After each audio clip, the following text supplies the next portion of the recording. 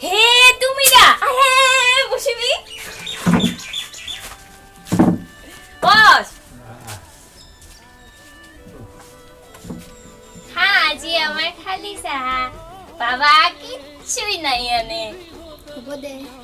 ইস্তাদি যা ভাল লেখা হৈছে নকৈছকে আৰু সত্য